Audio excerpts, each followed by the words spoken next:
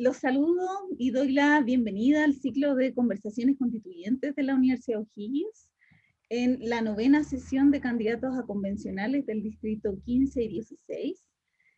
Soy Carla Silva, docente de la Escuela de Ciencias Sociales de la Universidad O'Higgins, candidata a magíster en estudios de género y cultura de la Universidad de Chile, profesora de profesión inicial, licenciada en letras y diplomada en literatura también para infancia, adolescencia y juventud de la misma casa de estudios. Saludo a los espectadores y las espectadoras de la presente sesión de las conversaciones constituyentes y agradezco su asistencia. Aprovecho recordar también que todas las sesiones están siendo grabadas, esta no va a ser la excepción, así que también vamos a contar con la grabación de hoy día. Y recuerdo que la iniciativa de las conversaciones constituyentes se enmarcan dentro de la campaña Yo Decido de la Universidad O'Higgins, en la que se han organizado la Escuela de Formación Constituyente de Verano y los miércoles constituyentes de la UH a cargo de la Escuela de Ciencias Sociales y del Instituto de Ciencias Sociales. Saludo a los candidatos y candidatas que hoy día están con nosotros del distrito 15, vale decir de Codegua, Coinco, Coltauco, Machalí, Doñigüe, Rengo, Graneros, Bolívar, Mostazal, Riquinoa, Mayoa, San Francisco Mostazal, Quinta de Pilcoco y Rancagua. Y del distrito 16, Chepica, Chimbarongo, La Estrella, Las Cabras, Litueche, Lolol, Marchihue, Rancagua, Navidad, Palmilla, Paredones, Parelillo, Peumo, Pichidegua, Pichilemu, La Silla, Humanque, San Fernando, Santa Cruz y San Vicente.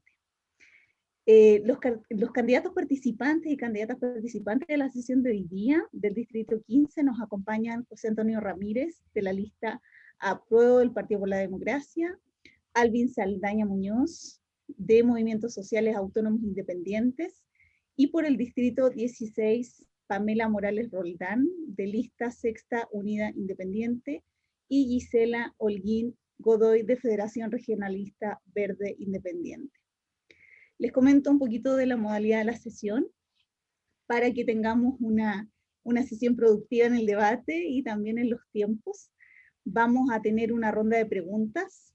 Esta ronda está pensada para que cada uno conteste en alrededor de 3 a 4 minutos máximo. Yo sé que a veces nos apasionamos y son temas que nos gusta conversar, pero les pido por favor que mantengamos, ojalá, el respeto por los tiempos, para que todos alcancemos a expresarnos bien y alcancemos a tocar todos los puntos de interés de este debate, ¿ya? Al final, luego de esta ronda de preguntas y hay contrapreguntas que pueden aparecer, vamos a hacer un pequeño cierre. Cada uno va a tener un tiempo de 1 minuto como máximo para cerrar y terminar las ideas. ¿Bien? Comenzamos de inmediato entonces con la primera pregunta y que tiene relación con lo siguiente. Según la opinión de ustedes, la propuesta que ustedes tienen, ¿cuál es el régimen político que debería establecer la Convención Constitucional en la nueva Constitución? ¿Y por qué? No sé si hay alguien que quiera partir o los designo yo. Reitero la pregunta para que quede bien claro.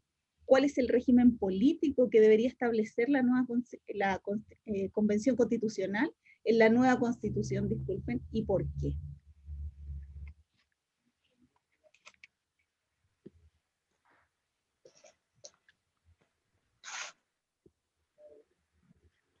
José, ¿puede ser? José, partimos contigo, José.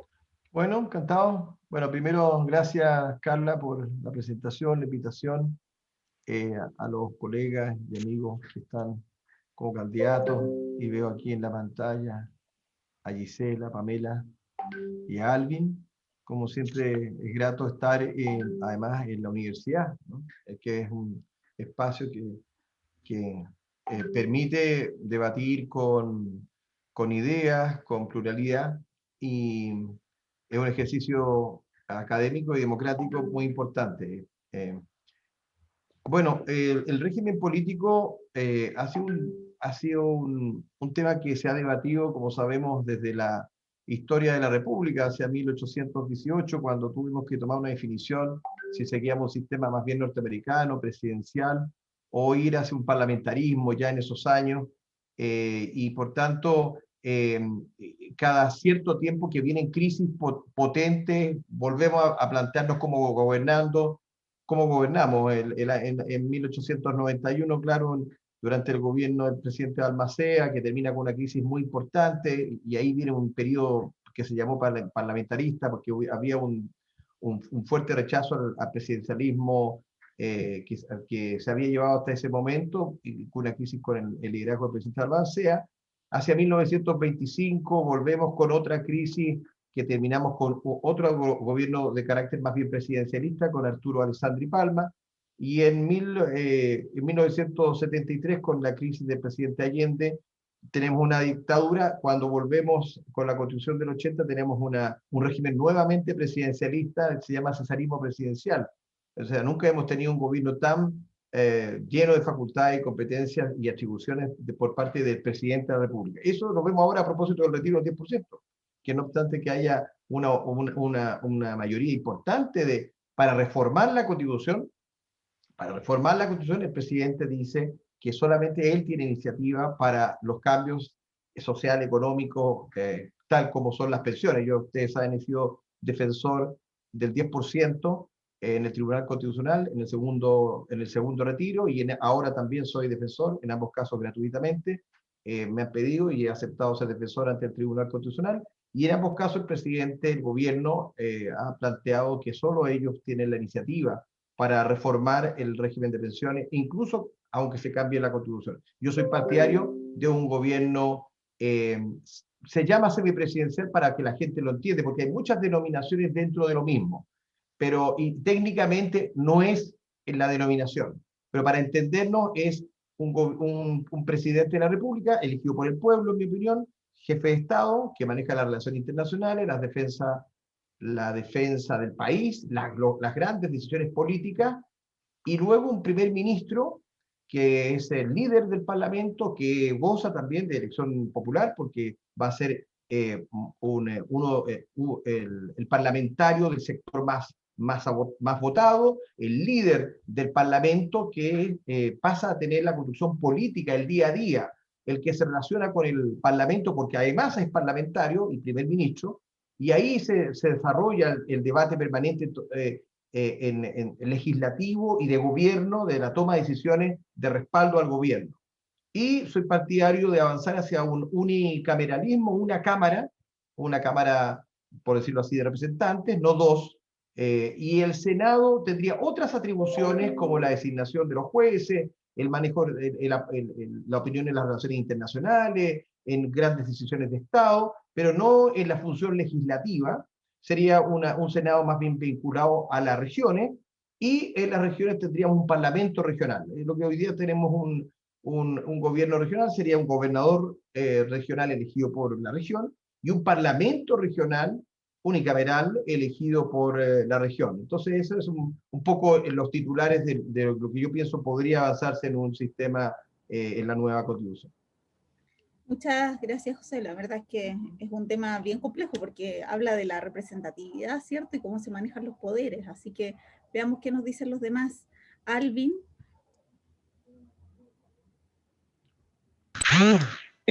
Gracias, Carla. Yo creo que es crucial para mí en este momento histórico que vivimos el pasar a un régimen que podríamos hablar semipresidencial en términos generales, como dice José, pero yo crearía una especie de régimen neofederal, por así decirlo, un régimen donde se cambie la unidad territorial, política.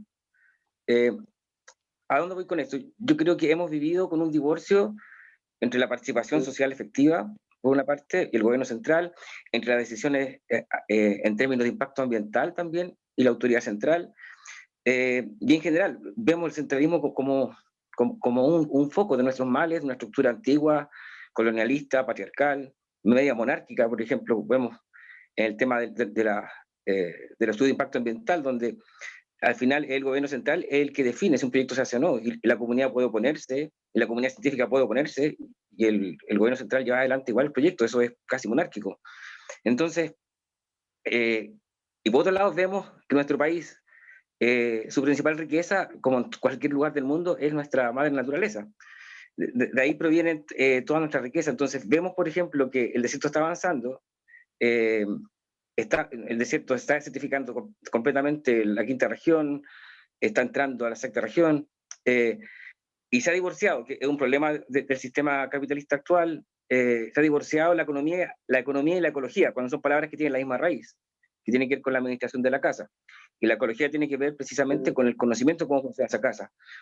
Yendo bien a lo concreto, que no se divorcie el elemento regulador y ordenador de la actividad humana, que es el agua, de la actividad económica y política. Eso implicaría como una nueva unidad de gobierno que serían las cuencas hidrográficas. En el caso de nuestra región, sería prácticamente toda la sexta región, un 95% coincide con nuestra región, y implicaría formar una estructura tripartita, por ejemplo, donde estén los actores económicos, donde esté la comunidad con una democracia participativa, es decir, con opinión vinculante sobre lo que se hace, y esté el límite, ¿cierto?, del conocimiento científico ecosistémico. A propósito de la capacidad de recarga de los ecosistemas, para que tengamos justamente una economía sostenible, pues si seguimos destruyendo la naturaleza, digamos, no vamos a tener economía, porque podemos basarnos en la economía más destructiva, que es la minería, por ejemplo, pero son recursos no renovables. Entonces, tarde o temprano nos va a pillar la máquina y eso es lo que estaba pasando. Entonces, creemos que debemos pensar en una democracia y en un país para el siglo XXI. No simplemente como ver cómo nos arreglamos un poco, sino que realmente pensar en un gobierno realmente moderno, vanguardista, que tome la crisis ecológica global que tenemos encima. Y realmente pueda asegurar un mejor país también para las generaciones que vienen. Eso es, a grosso modo, nuestra propuesta, y por supuesto descongestionar este régimen hiperpresidencialista y que el poder se territorialice, se horizontalice, y que sean, digamos, directamente las autoridades locales las que resuelvan los problemas. Y no de esta manera despersonalizada, donde el segundo piso de la moneda resuelve sin darle la cara a la ciudadanía. Y simplemente los temas más centrales, más trascendentes, que afectan a toda la región, los sistemas de impuestos redistributivos, que eso lo ve el gobierno central, pero la mayoría de decisiones tienen que bajar a la comunidad y a los territorios. Esa es la visión nuestra como movimiento. Bien, Alvin, nos queda un minuto y ahí me gustaría consultarte de manera más concreta, porque pareciera que todos estos temas que tienen que ver con equilibrar un poquito la balanza entre qué pasa con lo natural, con la naturaleza, con la ecología, ¿cierto? Y el capitalismo, cómo estamos inmersos también en este sistema. En lo concreto y a corto plazo, ¿qué acciones ustedes proponen? Porque pareciera que todo esto tiene que ver con metas a largo plazo y que solo estamos en una fase inicial de pensar una democracia mucho más equitativa. Hay un tema que se ha evitado hace 10 años, que se incluyó en la ley de bases ambientales, el tema de los efectos sinérgicos, que se llaman, digamos, cuando se acumulan efectos en un determinado territorio y van causando en sí una concatenación de efectos que producen colapso de ecosistemas, como ocurrió con el río Copiapó, por ejemplo, que desapareció hace poco más de una década. Hay una deficiencia aquí importante que tiene que ver con el levantamiento de la información, con que se levante precisamente, que el Estado cumpla con su rol de levantar la información de los estados de los ecosistemas, de la capacidad de recarga de los acuíferos. Por ejemplo, hoy la DGA tiene la información sobre la demanda de agua, pero no tiene la disponibilidad realmente de la capacidad de recarga, no tiene esa información precisa. Entonces, lo primero es levantar esa información, y que esa información sea la que permita ordenar justamente la demanda del agua, y según eso, un criterio ecosistémico, ordenar la actividad humana.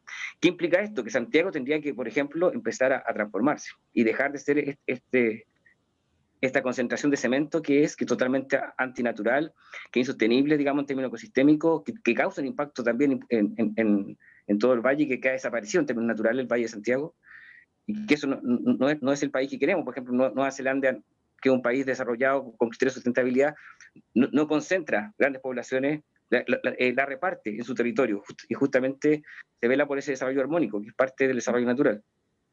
Entonces, no sé si respondo a tu pregunta, Carla.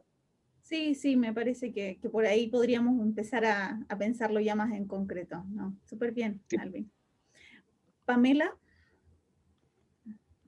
Hola a todos y todas los que están participando, a Carla, por supuesto, a José Antonio, a Alvin y a Gisela que están participando en este conversatorio, y a todos los que se han conectado. En relación a la pregunta que tú haces, bueno, coincido mucho con lo que dice José Antonio y también con la propuesta de Alvin, en el sentido de que por supuesto no podemos continuar con un régimen excesivamente presidencialista como el que tenemos hoy día, que nos ha generado un tremendo impacto y, como decía también José Antonio, lo vemos hoy día en nuestro día a día con la situación de los retiros de la AFP. Y la verdad es que este exceso de poder concentrado en una sola persona genera grandes problemas que todavía los estamos pagando, ¿cierto? Entonces, este régimen llamado semipresidencial, ¿cierto? Que lo que busca en el fondo es distribuir un poco ese poder, es distribuirlo entre el presidente, elegido soberanamente, por supuesto, este ministro y el parlamento, también concuerdo con un parlamento unicameral, y con una participación ciudadana que sea real, efectiva y vinculante. Nosotros hoy día la participación ciudadana que tenemos no es más que una forma de contarle a la gente lo que se hace, pero no es una forma en la que nosotros los hacemos parte de la toma de decisiones. Hoy día el hecho de que haya también elecciones de gobernadores regionales no ha asegurado esta efectiva descentralización y participación de la ciudadanía como es debido.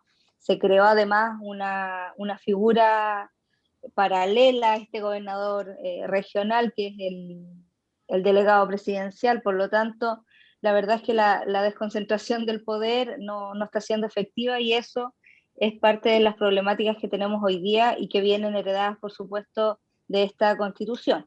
Entonces, de acuerdo con eso, también algo que menciona Alvin, que es muy interesante e importante de poder desarrollar, tiene que ver con el cambio de mirada de cómo nosotros vemos la administración de los territorios, y que debiese ser bajo un criterio obviamente ecosistémico, ya que hoy día el no tener esa mirada ecosistémica en los territorios y una figura como la de las cuencas, por supuesto que podría ser una figura que podría complementar esta visión de desarrollo sostenible que debemos tener a futuro, de tal manera que tanto las actividades económicas como las distintas actividades y políticas, tanto de ordenamiento territorial u otras, puedan enfocarse con esta lógica de cuencas, que debiese ser la unidad de administración con la cual debiéramos regir en adelante nuestro país. Bien, Pamela, ahí me gustaría también que ahondaras a lo mejor en qué lugar ocuparían los movimientos sociales en esta nueva forma de pensar el poder también, que de alguna manera tú mencionabas con el actual régimen está concentrado solamente en una persona. No sé si puedes profundizar un poquito en eso. Sí, la verdad es que, como comenté, la participación ciudadana hoy día prácticamente es nula. La participación ciudadana se considera cuando hay destrozos, cuando hay una protesta importante, cuando hay un ruido que de alguna forma genera un inconveniente para alguien, y ahí se empieza a escuchar una situación. No existen mecanismos de vinculación, por ejemplo, cuando hacemos los instrumentos de planificación territorial, cuando definimos qué es lo que vamos a hacer en el territorio, dónde vamos a ubicar las actividades productivas o no productivas, dónde vamos a ubicar la residencia, etcétera. Hoy día, si bien la ley establece informar a la comunidad lo que se está haciendo, si la comunidad se opone al proyecto, no es una decisión de la comunidad, pasa a ser una decisión, por ejemplo, del Consejo Municipal y de su alcalde, o de la Seremía en el caso del nivel de plan de ordenamiento que estamos hablando. Por lo tanto, hoy día no hay vinculación con la toma de decisiones de lo que se hace o no se hace en el territorio, y pasa lo mismo con los proyectos, por ejemplo, que son presentados al sistema de evaluación de impacto ambiental. Entonces, ¿cómo hacemos que estas participaciones dejen de ser meros checklists de información para la consultora que realiza el trabajo y pasen a ser iniciativas que sean consultadas bajo plebiscito, que sean esos plebiscitos entonces vinculantes con la toma de decisión del desarrollo que se quiere para los distintos territorios. Por ejemplo, el que se dé la oportunidad de que se hagan iniciativas de ley que vengan de la ciudadanía también es importante considerar en esta nueva forma de llevar adelante nuestro país. Entonces hay distintas iniciativas que se pueden incorporar donde la decisión de la comunidad y donde la participación de la comunidad sea realmente efectiva y no solamente un bonito nombre diciendo participación ciudadana cuando en realidad en lo concreto las personas hoy día no toman decisiones sobre sus territorios. Bien, gracias Pamela. Gisela, no sé si necesitas que repita la pregunta nuevamente. Sí. ¿Sí? Hola, Gisela. Pido los saludo a todos. ¿Me escucha? Sí, ahora sí. Ya, pido disculpas, tengo muy mala señal, muy baja la señal. A cada rato me tira afuera.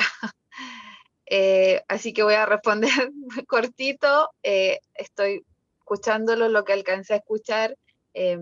Creo que estamos todos con una misma línea en este sentido de un régimen cierto de gobierno que sea semipresidencial. Estamos todos de acuerdo en que este presidencialismo que hoy tenemos le ha hecho muy mal a nuestra democracia, a nuestro país, y se ve reflejado, ¿cierto?, en lo que estamos viviendo hoy en las calles, hoy en el día a día, ¿cierto?, lo que está pasando con nuestra gente. Por lo tanto, sí, nosotros también optamos, ¿cierto?, por este gobierno semipresidencial, unicameral, con más poder, ¿cierto?, a los territorios, poder de decisión, donde la ciudadanía también sea vinculante, ¿cierto? Las iniciativas que se presenten, tanto que sean de ley como otras iniciativas. Hoy en día existen organismos y que son súper de como base, que son los COSOC, por ejemplo, donde se les consulta a los municipios o distintas instituciones, a la gente, a los dirigentes, a la gente que está ahí como de las organizaciones territoriales, base. Pero el problema de esto es que de ahí surgen muy buenas ideas. El tema es que son solo consultivos. ¿A qué voy con esto? A que no tomemos que es un muy buen mecanismo, como digo, salen muy buenas ideas, sirve mucho de regulación, pero como es solo consultivo, en el fondo no sirve, es como que no sirviera de nada. Por lo tanto, repetir este tipo de iniciativa, pero de manera vinculante, decisiva, ¿cierto? Donde nosotros podamos decir qué queremos como territorio, como región, como provincia, porque nosotros sabemos la realidad y acá es una región con 3 provincias distintas y realidades distintas. En muchos temas podemos ser transversales, pero en la realidad del día a día, en cómo se lleva a cabo las políticas públicas, ¿cierto? Ahí nosotros vemos las diferencias que hay entre Cachapual, por ejemplo, y Cardenal Caro, que es la provincia donde yo estoy. Por lo tanto, un gobierno tiene que ser descentralizado y tenemos, ¿cierto?, que distribuir este poder no solo una persona, sino que en este gobierno semipresidencial, y vuelvo a repetir, unicameral también, y donde también, por cierto, lo que hoy también se habla mucho, Tribunal Constitucional, sea un tribunal realmente donde opere una forma jurídica, no como hoy en día es un tema político, y ahí vemos también entrampadas tantas iniciativas y leyes que no avanzan. Por lo tanto, creo que estoy de acuerdo con lo que dicen los compañeros que presentaron antes. Creo que estamos todos enfocados en más o menos la misma línea en ese sentido. Muchas gracias, muchas gracias. Entonces ahora los invito a pensar quizás o a exponer también, si ya lo tienen claro, qué propuestas tienes en relación a cómo debe ordenarse la relación entre el Estado y los privados para tener o lograr una satisfacción de los derechos sociales. ¿Qué hacemos? ¿Mantenemos un Estado subsidiario? ¿Consagramos un Estado social y democrático de derecho? ¿O buscamos una fórmula intermedia con un Estado con mayor perspectiva social que la actual? ¿Qué propuestas tienen? ¿Qué piensan ustedes? No sé, seguimos a lo mejor el mismo orden, si quieres, José. Bueno, solamente un segundo para complementar de lo anterior, que, bueno, el engranaje constitucional implica un esquema en que todo se conjuga, se relaciona con temas. Entonces, la Carta Fundamental es, como sabemos, una ingeniería jurídica armónica.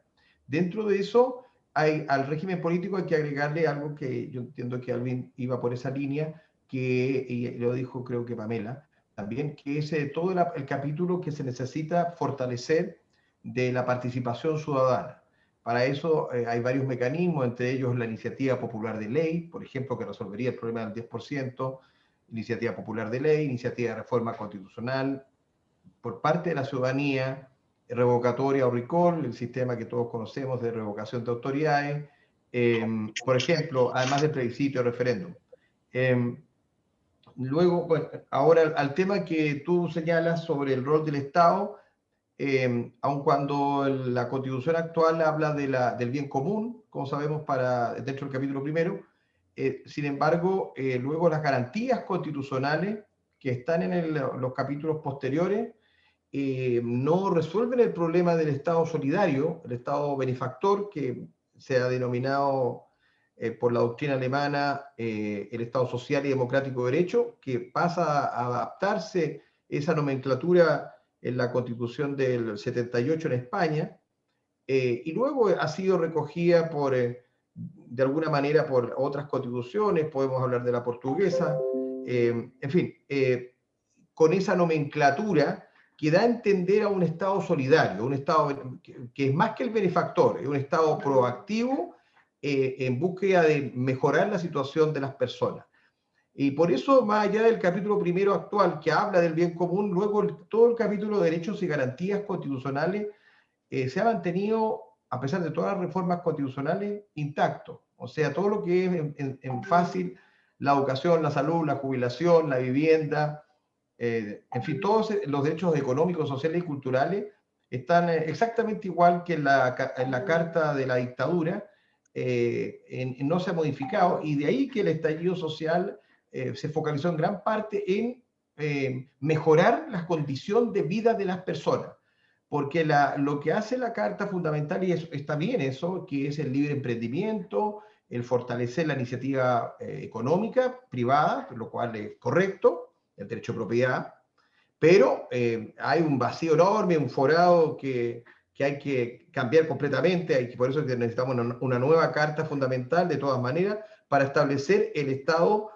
al servicio de las personas, garantizando y asegurando el derecho a la educación de calidad en sus distintos ciclos, parvulario, básico, medio, centros de formación técnico, que a veces se nos olvidan, y la universitaria, de calidad, porque hoy día tenemos derecho a educación, pero no de calidad, y no está garantizado. La salud, como derecho universal de calidad, eso implica eliminar las ISAPRE, pasamos a compañías de seguro, como está en otros países, Estados Unidos, por ejemplo, pero con una salud pública universal y gratuita, de calidad, que es un pilar de salud que parte obviamente en los poderes locales, lo que son los CEFAM, la atención primaria de salud, y la salud regional a nivel de un sistema integrado que es de calidad, que está a nivel nacional, y que quizás la demostración más empírica puede ser ahora el COVID. O sea, nosotros vemos que alguien se enferma en Punta Arenas y lo traen en avión o en un helicóptero no sé, a Temuco, y al revés también, y está todo integrado. O sea, el COVID nos demuestra que la salud pública no distingue quién es el que se enferma. Bueno, a eso mismo lo necesitamos, por decirlo así, mutandi mutandi, cambiando lo que hay que cambiar para todas las patologías y no solamente para el COVID. Y luego otros derechos económicos sociales, como el derecho a la vivienda, que no está vivienda adecuada, en fin, y la propia jubilación, que debe ser un fondo de salud, perdón, un fondo de jubilación universal, con un pilar solidario que implica eliminar las administradoras de fondos de pensión. Yo soy partidario de eliminarlas, establecer un fondo de jubilación que está administrado por una especie de banco central, que no nos cobra por la administración, que invierte además en proyectos de desarrollo regional y comunal, no en grandes grupos económicos que son las compañías de seguro y otros vinculados al retail u otros, sino que esas platas son 20.000 millones de dólares más o menos que están acumulados en los fondos de pensiones, a pesar de los retiros, más o menos sigue siendo ese monto, para proyectos de inversión regional y local de excelencia, cautelando la plata de todos los chilenos, a través de un organismo técnico tipo o similar al Banco Central, que Chile ha dado bastante éxito en cuanto a sus funciones y a su independencia. Yo diría básicamente va por ahí la posibilidad, pues es mucho más extenso, pero podríamos colocar como uno de los grandes ejes este tipo de Estado solidario o subsidiario positivo que se llama, o Estado social y democrático de derecho. Y ahí, José, ¿qué rol juegan los privados? La alianza público-privada es fundamental, es clave. Por eso hay que preservar el derecho a realizar actividades económicas, pero, y por tanto, y fortalecerla y asegurar el derecho a la propiedad y a realizar actividad económica. Pero también algo planteaba Alvin, y yo comparto absolutamente, el principio del crecimiento sustentable o sostenible, de manera que el desarrollo económico tiene que cumplir con la protección de lo que se llama el entorno vital, el medio ambiente que todos conocemos, y a su vez que además de preservar la naturaleza, los seres vivos, recordémonos que los animales son cosas, yo siempre a mis hijas le digo que hay una cosa en la casa, ¿no? Para molestarlo, pero los perros, los gatos, etcétera, son cosas, son bienes muebles, de acuerdo a nuestro Código Civil. Entonces nosotros tenemos que garantizar el derecho de los seres vivos, y eso significa garantizarles la salud y entre otras prestaciones, y el medio ambiente o el entorno vital, la flora, la fauna, como desarrollo sostenible. Y el libre emprendimiento también tiene otros limitantes, además del medio ambiente y el ecosistema, que también son que los servicios básicos, que son parte de los derechos humanos, como el agua, la luz, el internet, sean también garantizados para todas las personas y que no tengan que ver con las remuneraciones que tienen. Todas las personas que tienen hay un reciente fallo de la Corte Suprema en el norte que estableció, inédito, el derecho de las personas a tener una cantidad de litros por segundo por comunidad.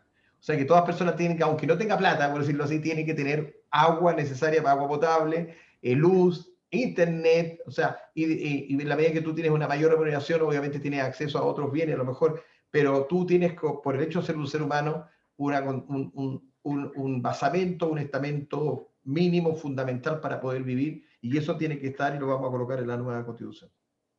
Bien, gracias, José. Alvin.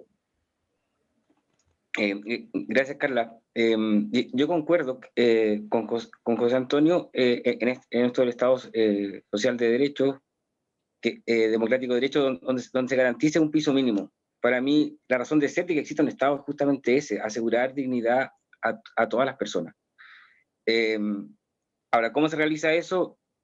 En la Constitución también concuerdo que es colocando los derechos básicos, los derechos esenciales, y los derechos, todos los derechos humanos, incluyendo los derechos sociales, sobre la mesa. Y en ese sentido tengo que decir que estos derechos están, por ejemplo, en el Pacto de Derechos Civiles y Políticos y en el Pacto de Derechos Económicos, Sociales y Culturales, ambos suscritos en el año 66 aproximadamente, ratificados por Chile, y que debían entrar en vigencia en 76. Y que establecían, por ejemplo, la soberanía de los pueblos sobre sus riquezas naturales, que establecían que en ningún caso los pueblos pueden ser privados de sus medios de subsistencia, en el artículo 1 y en el 2 de ambos tratados. Y sin embargo, ¿qué pasó con este tratado a la hora de formar este sistema, cierto, neoliberal capitalista que privatizó todo, incluyendo el agua, el elemento vital de la vida? Que estos tratados no fueron tenidos sobre la mesa a la hora de crear este modelo, a la hora de crear el código de minería, a la hora de crear el código de agua, fueron ocultados. Digamos, no se publicaron, y Pinochet los publicó cuando perdió el plebiscito, los publicó en el 89. Entonces, digamos, a propósito del tema de la Carta en Blanco y la Constitución, no es tan así. Hay derechos, la evolución de los derechos humanos, digamos, es lo que nos da un piso mínimo de lo que debe asegurar el Estado. Y el techo máximo tiene que ver, ¿cierto?, con la capacidad de recarga de los ecosistemas. Es decir, no podemos crecer más allá de la capacidad de recarga de los ecosistemas para que el crecimiento sea sostenible. Y respecto al rol de los privados, el rol del Estado en materia económica, el Estado tiene que tomar un rol del liderazgo. El liderazgo en el sentido de decir qué es lo que se quiere para el país. En la práctica, por ejemplo, en materia de energía, en materia agrícola, en materia de educación, en materia de minería, ¿quién ha fijado la política pública? Nadie, la ha fijado los conglomerados económicos. En materia de energía, estuvimos, digamos, tratando de destruir ríos porque era lo que le convenía a ciertas empresas. Digamos, diciendo que si no se hacía Hidroaicén, por ejemplo, íbamos a quedarnos sin electricidad. Y al final, Chile tenía un enorme potencial en energía renovable y fue una tremenda lucha, comunidades movilizadas por años para poder decir que hay otra alternativa. Entonces las comunidades tienen que estar todo el tiempo resistiendo un modelo por falta de política pública, porque en definitiva, aquí no hay que inventar la rueda. Están, por ejemplo, los Objetivos de Desarrollo Sostenible que Chile ha suscrito de aquí en 2030 y que dicen hacia dónde necesitamos ir. Y el modelo económico que tenemos dice lo contrario. Entonces, es necesario, digamos, que se establezcan políticas públicas. Por ejemplo, ¿qué tipo de energía? Y eso siempre con participación ciudadana. El modelo agrícola, este modelo que favorece la exportación, que favorece la agroindustria, que seca los valles. ¿Cuándo decidimos que queríamos ese modelo? En minería, ¿cuándo decidimos que íbamos a seguir exportando, digamos, materia bruta y que nunca íbamos a pasar a la industrialización? ¿Cuándo decidimos eso? Entonces, todas estas decisiones son materia de políticas públicas. Y claro que la pueden ejecutar los privados, pero nosotros como país tenemos que decidir realmente lo que queremos hacer, el país que queremos. Y el rol del Estado es justamente, digamos, fijar eso y que sean los privados los que se alineen. Es decir, los privados que no quieran producir de manera sostenible tendrán que desaparecer si no quieren evolucionar. Y ese liderazgo solamente lo puede hacer el Estado. Los privados que están atrapados muchas veces en un círculo de codicia, de querer la ganancia más cercana, no van a hacer ese cambio. Ese cambio lo tiene que hacer la comunidad organizada y eso es el Estado. Eso, bueno, hay muchas más cosas que decir. No sé si alcanzo a decir algo más, Carla. Que el mito del libre mercado, porque en definitiva se habla como que este modelo habría permitido el libre mercado y no hay tal cosa, porque si miramos el subsidio a las forestales que existe en el 74, ¿cierto? La facilidad que han tenido las mineras, que no tienen nada que ver con las condiciones que tienen las pymes, por ejemplo, ¿cierto? Todas las facilidades que se le ha dado por la ley de riego históricamente a las exportadoras, en perjuicio de la pequeña agricultura campesina.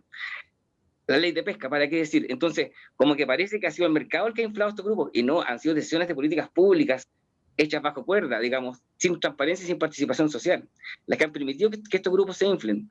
Por lo tanto, claramente necesitamos políticas públicas legítimas, con participación social, con el sentido de país que queremos. Parece súper importante que la Constitución tenga un preámbulo que diga cuál es el proyecto de país que queremos. ¿Queremos un país competitivo, individualista, o queremos un país más justo, más solidario? Entonces, entonces claramente eso se trata al final de políticas públicas, de decidir y tomar decisiones y liderar hacia el país que queremos. Bien. Eso, Carla. Gracias. Muchas gracias, Alvin. Pamela. Sí, comparto mucho ambas visiones que tienen que ver con establecer en nuestra nueva constitución cuáles van a ser estos derechos sociales que finalmente son vitales para los chilenos y chilenas, ¿cierto? Y que se pueda garantizar para todos los ciudadanos que vivan en nuestro país, ¿cierto? Un mínimo, una base, un piso que les permita esta dignidad que se escucha tanto en la calle, tiene que ver con eso, con poder establecer no solamente la salud y la educación, sino que también el derecho al agua, el derecho a la vivienda, el derecho al internet, que hoy día está siendo fundamental, por ejemplo, para educar a tantos niños, niñas y adolescentes en esta situación de pandemia en la que estamos, y donde territorios como desde el que yo vengo, yo vivo en la comuna de Navidad, que es la comuna más alejada de la región de O'Higgins, y que tiene unas tremendas brechas territoriales que tienen que ver justamente con esta no garantía de derechos. El Estado subsidiario que ha existido hasta el momento no dio el ancho, no, porque se hablaba de que, ¿y cuál es el discurso un poco de la derecha? De decir, no, es que cuando el privado no está, va a estar el Estado, entonces ¿cuál es el problema? Aquí no ha estado el privado, aquí no ha estado el Estado, aquí no ha estado nadie, la gente está abandonada, sin agua, sin internet, sin conectividad a veces de caminos, etcétera, con las necesidades ahí porque no se han garantizado como se debieran haber garantizado en su minuto. ¿Cuál es la relación con el privado? O sea, nosotros todos somos parte de estos privados, que lo que queremos y lo que tenemos que tener es una visión común. Distinto es como yo participo desde mi lugar como privado en la sociedad. Entonces, hay empresas que deben hacer su rol de tal manera que se genere un desarrollo para el país y no solamente un aumento de su billetera, como es lo que ha pasado y se ha visualizado hoy día. Darme si a mi vecino yo lo dejo sin agua, o si estos monocultivos y estas grandes, por ejemplo, empresas que hacen alguna fumigación, por ejemplo, y generan todo un impacto hacia los territorios aledaños sin importarles, porque en realidad es lo más eficiente y lo más económico. Aquí tiene que ver con un cambio de mirada, con establecer cuáles son los criterios con los cuales vamos a definir qué son los derechos sociales, cuáles son estos derechos sociales que se deben garantizar y cómo aseguramos que cada una de las personas tenga acceso a esos derechos sociales.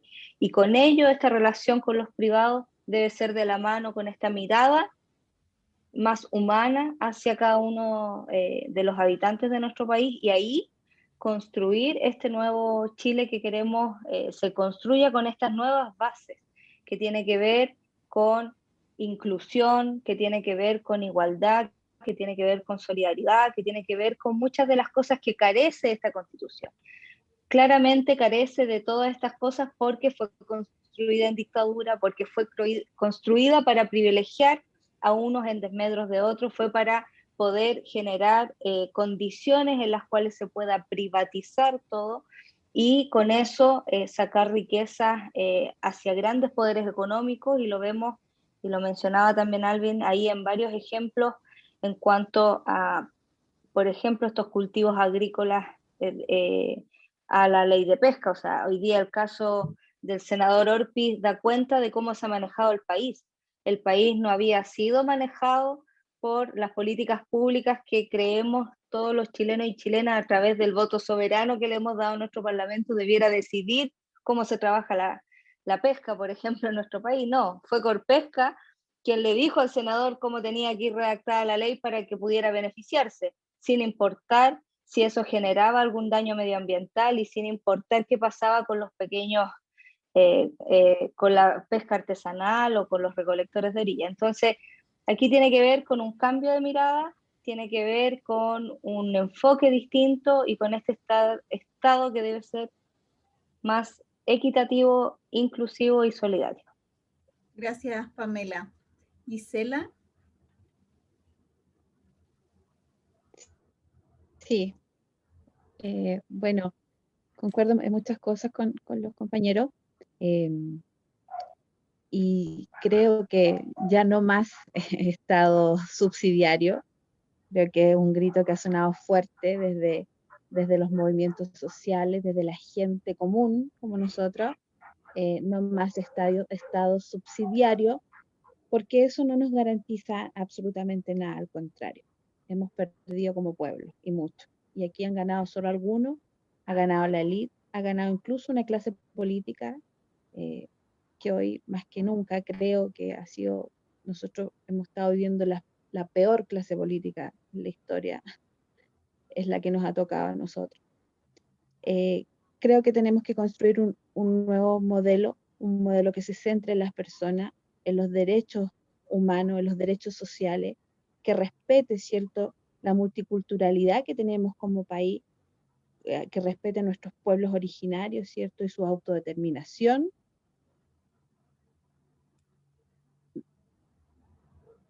Dentro de nuestro país, ¿cierto?, que esta solidaridad se vea reflejada en estos derechos, que nos garantice el Estado, que sea garante realmente de los derechos.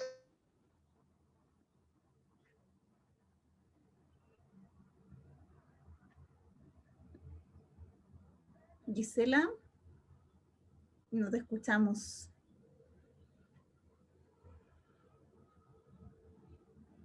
Bueno, ahí vamos a ver si logra reconectarse. Bueno, justamente lo que estábamos discutiendo, ¿no?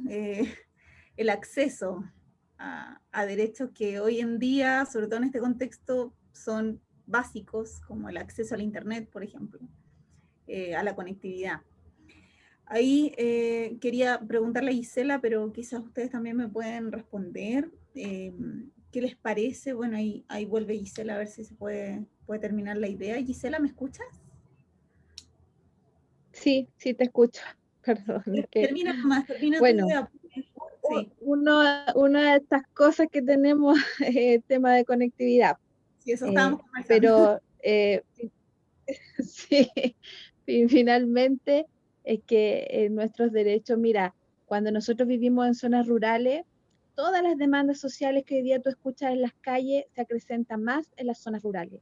Menos acceso a vivienda, menos acceso a educación, a salud, al trabajo, a derechos sociales, como, por ejemplo, aquí se habla de no más AFP, algunos, ¿cierto?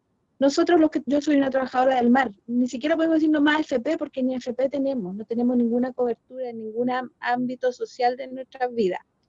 Por lo tanto, trabajamos, aportamos al país como pescadores artesanales, como gente del mar, pero sin ninguna retribución. Y como bien decía Pamela, claro, más encima y ahí está el ejemplo, yo creo que en lo que es la pesca artesanal de Chile versus la pesca industrial, donde el Estado ha favorecido y ha privilegiado por años a un sector y nosotros decimos, nos pone la pata en...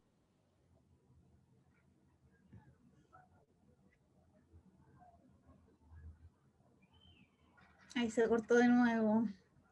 Pero yo creo que más o menos todos entendimos lo que quiso decir, ¿no? Bueno, mi pregunta también iba enfocada hacia allá, quería más o menos lo mismo que estaba expresando Gisela, preguntarle cómo se vive esto desde sus territorios, ¿no? Desde el lugar que ustedes habitan, en términos de derechos sociales. De alguna manera Gisela ya lo respondió, pero lo voy a hilar con la pregunta que sigue para que podamos avanzar, ¿ya? Así que ténganlo ahí como en cuenta. Ante la demanda que tenemos de mayor poder de decisión de los territorios subnacionales, regiones, provincias y comunas, ¿qué proponen ustedes para avanzar en esa demanda y qué principios y normas consideran esenciales de que estén establecidos en la nueva Constitución? O sea, finalmente la pregunta iba muy de la manito, desde sus territorios, desde los lugares que ustedes habitan. ¿Qué proponemos, ¿no? Para tener este mayor poder de decisión en estos territorios, para avanzar en las demandas. José. Bueno, primero también complementando brevemente lo anterior, claro, algo se dijo, la libertad de emprendimiento y el derecho a propiedad hay que distinguirlo, como sabemos, entre lo que son el pequeño emprendimiento, las personas que tienen una actividad comercial familiar o de menor escala, que el Estado debe fomentar, promover, y es parte de la iniciativa privada. O sea, luego, ya cuando entramos a la explotación de recursos naturales, ya estamos en una categoría como es la minería, por ejemplo, o el ámbito forestal, o la pesca que hablaba, creo que Pamela. En fin, esos son recursos naturales que implican una fiscalización, una regulación, un rol del Estado absolutamente activo, en fin, es otro ámbito, y por eso ahí hay que hacer una distinción, que no es el momento ahora, pero son capítulos completamente distintos dentro de la Constitución, aunque bajo el rótulo de actividad privada, pero, insisto, las pymes son más del 60% de la mano de obra, yo diría que es más. Hay muchos temporeros, sabemos, en la región de O'Higgins, por ejemplo, en Coltauco, más del 60% son temporeros o son personas que están en el día a día, digamos, boleta honorario, con suerte, contrato de trabajo, yo diría estamos por el 20 o el 30, con mucha suerte, después además de la pandemia. Entonces, bueno, son temas distintos. Ahora, por tanto, fortalecer el emprendimiento del pequeño empresario, del pequeño negocio, eso es fundamental y eso tiene que estar en la Constitución, y la protección de las actividades privadas que desarrollan los estados, las empresas que afectan recursos naturales. Ahí hay que poner mucho ojo El caso del litio, un ejemplo clarísimo de la ausencia del Estado, un desastre total, 10 años de litigio, todo lo que no deberíamos hacer ahí, y el litio es fundamental para el desarrollo del país y un gran potencial de crecimiento. Bueno, respecto al tema de la descentralización, que se llama así, porque uno ve el capítulo primero y dice, bueno, Chile es descentralizado, aquí aparece, pero claro, eso es lo que siempre hablamos de la letra chica, porque cuando ya vas para abajo te das cuenta que es todo lo contrario.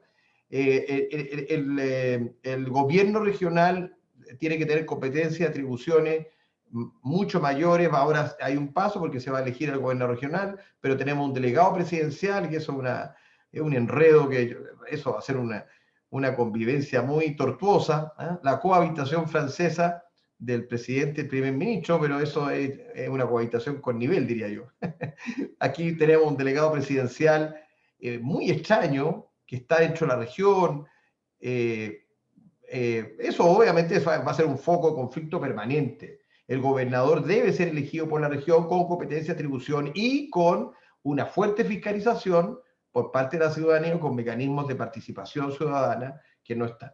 Y luego, además del gobierno regional, los municipios que históricamente han tenido un rol muy importante, también lo hemos visto aquí en la pandemia, tenemos que darle más competencias, más atribuciones. El Consejo Municipal tiene que tener un rol mayor. Hoy día está muy debilitado respecto a lo que podría hacerse, pero para eso necesitamos también competencias, atribuciones y más recursos en simple, para la gente que nos escucha, también para que la atención primaria de salud sea más potente. Sabemos que ahí está donde va la gente, liberando así, por ejemplo, la salud de los hospitales regionales o más grandes. La educación tiene que tener un rol muy importante en el municipio, mucho más que el que tiene ahora. Yo soy partidario de tener oficinas de empleo a nivel municipal muy potentes para garantizar el derecho al trabajo, etc. Entonces, eso implica alcaldes elegidos, que hoy día lo son, pero consejos municipales mucho más empoderados de la labor, no solamente de aprobar los planes de municipales, sino de un rol de cogobierno en la toma de decisiones, para que la ciudadanía esté representada a través de sus consejeros municipales. Y en ese sentido yo soy partidario de cambiar la norma del capítulo 3, que prohíbe las asignaciones directas de los presupuestos en la región, ¿sí? Y colocar todo lo contrario, la obligación de que una parte del presupuesto nacional, de las actividades productivas y de los impuestos que se tienen en la región, queden en la región. O sea, hoy día sabemos que los impuestos van a Teotino 120, donde está el Ministerio de Hacienda, y se distribuye, y llegará, no sé, un 2%, se habla, para el manejo presupuestario de la región en forma autónoma. Debemos colocar al revés, debemos hacer que una parte de los impuestos que se paga en la región y las actividades productivas de los beneficios quede en la región. Por ejemplo, el teniente de Rancagua, aunque sea público o privado, o en fin, Agrosuper, por decirlo así, o las empresas.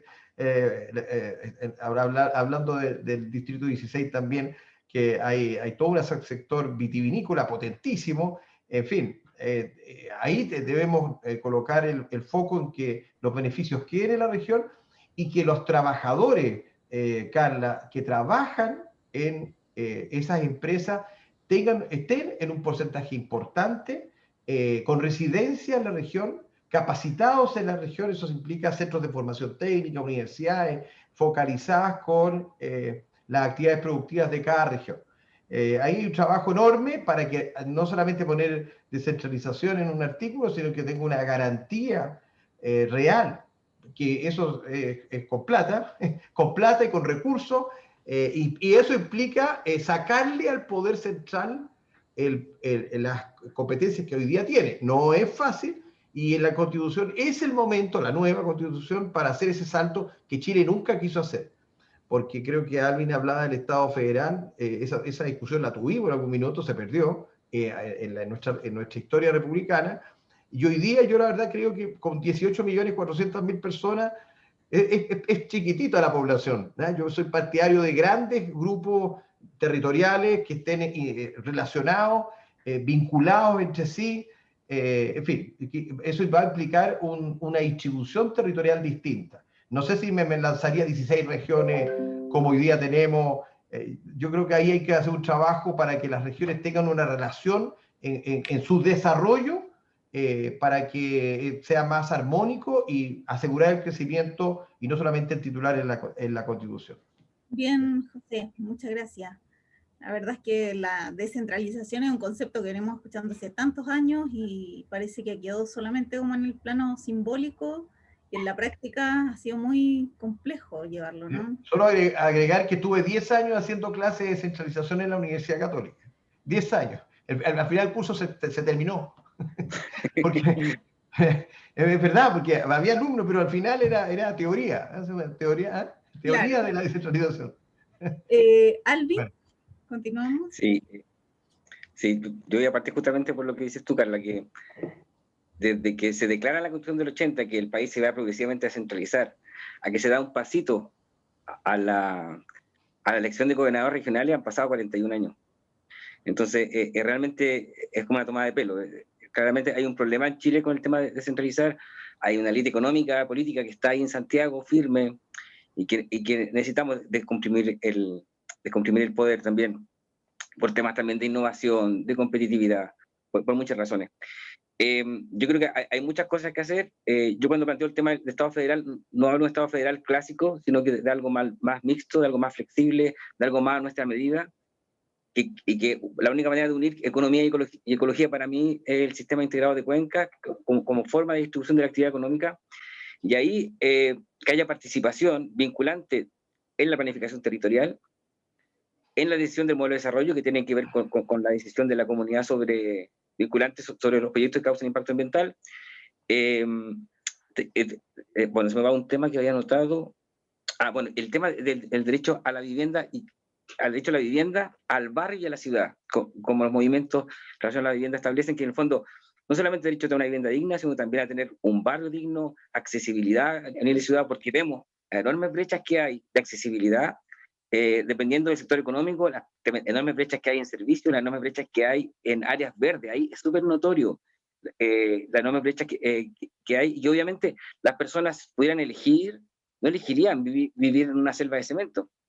Y también hay un tema intersectorial que tiene que ver con el tema medioambiental, que tiene que ver con la salud psicológica también, de vivir en determinadas condiciones, y a las cuales las personas tendrían derecho a acceder y a participar en el codiseño también, en una coparticipación en la hora de definir la planificación, en el tema de las políticas educativas, que el Estado garantice la educación, garantice su financiamiento, pero la política educativa sea construida desde las bases sociales.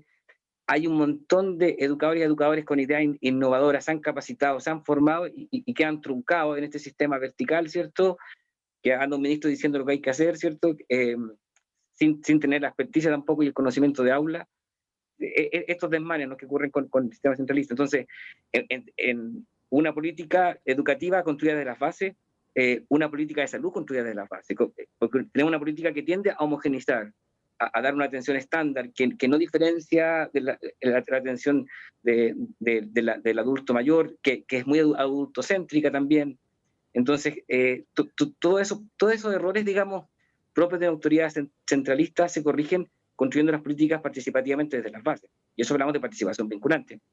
Y finalmente, concuerdo con José Antonio, por lo menos como lo entiendo, de una mixtura entre impuestos redistributivos a nivel nacional e impuestos locales. Está demostrado que si las personas ven de alguna manera que sus impuestos van a dar a su mismo territorio, eso incentiva el pago de impuestos. Entonces, pasar a una figura mixta donde haya una fuerte tributación local, por tanto una fuerte autonomía local, y a la vez impuestos redistributivos a nivel nacional. Yo creo que por ahí, entre otras medidas, son indispensables para volver la descentralización una realidad, pues, y no un mero sueño. Claro, no estar 10 años más, ¿cierto?, en un mismo curso. Pamela. Sí, como decía José. Sí, bueno, comparto bastante la mirada, y cuando hablamos de descentralización efectiva, hablamos al menos en 3 ámbitos: debe ser política, debe ser económica y debe ser administrativa para que sea real. Nosotros hoy día, con esta figura del gobernador regional, no garantiza ninguna de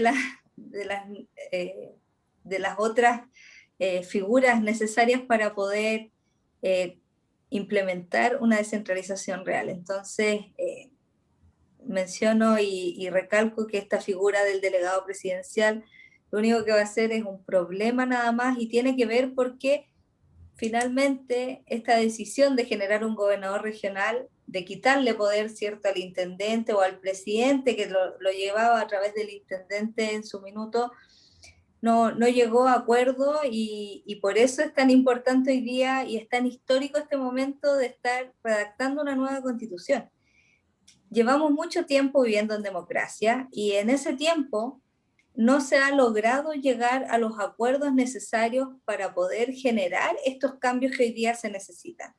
La gente se aburrió. La revuelta del 18 de octubre lo dejó en claro manifiesto, pero hace rato que la gente se aburrió y hace rato que se están dando estas demandas sociales desde los distintos ámbitos de participación que la ciudadanía ha expresado, participando activamente algunos, por ejemplo, en la oposición de algunos proyectos que saben que lo único que buscan es dañar el medio ambiente, o desde los distintos lugares que cada uno puede participar. Entonces, este modelo de cómo está desarrollado nuestro país y que lo avala esta Constitución ya tiene sus días contados, esperamos, y con eso tiene que hacerse este cambio de mirada, pero una descentralización real y efectiva. Esta descentralización y esta falta de descentralización en los territorios más aislados, y yo me comparo ahora con el distrito 15 con el distrito 16. El distrito 15 tiene la fortuna, por un lado, de concentrar la mayor cantidad de gente y de población. Por lo tanto, es a donde más llegan los recursos hoy día. Y si nos vamos al distrito 16, por tener menos población, y si nos vamos dentro del distrito 16 a comparar las provincias, y hablamos de Cardenal Caro, que es de donde yo vengo, es la provincia que por siglos ha sido no mirada, es la provincia además que da a toda la costa, por lo tanto la costa nunca ha sido una prioridad dentro de la provincia tampoco. Entonces, y eso pasa porque somos territorios que tienen baja población, ¿cierto? Porque son territorios que no está el voto. Entonces, como no está el voto concentrado, los parlamentarios, los políticos, históricamente no les interesa si es que en Navidad hay 2.000 habitantes que están viviendo sin internet o con problemas. Entonces, si nosotros no generamos una descentralización que permita tener autoridades locales descentralizadas en todos los niveles, y que esas autoridades locales entonces sean elegidas por soberanía popular, pero además esta comunidad pueda entonces participar en las distintas tomas de decisiones, como por ejemplo qué inversiones se van a desarrollar en la región, qué inversiones se desarrollan a nivel municipal. Hoy día la participación ciudadana y la existencia de estos COSOC, de partida no es obligación que exista un COSOC en la comuna, partiendo por ahí. Pero segundo, la comunidad ni el consejo tiene injerencia, por ejemplo, en el presupuesto municipal. O sea, si el alcalde presenta un presupuesto municipal y el consejo no lo aprueba, da lo mismo, el presupuesto se ejecuta igual.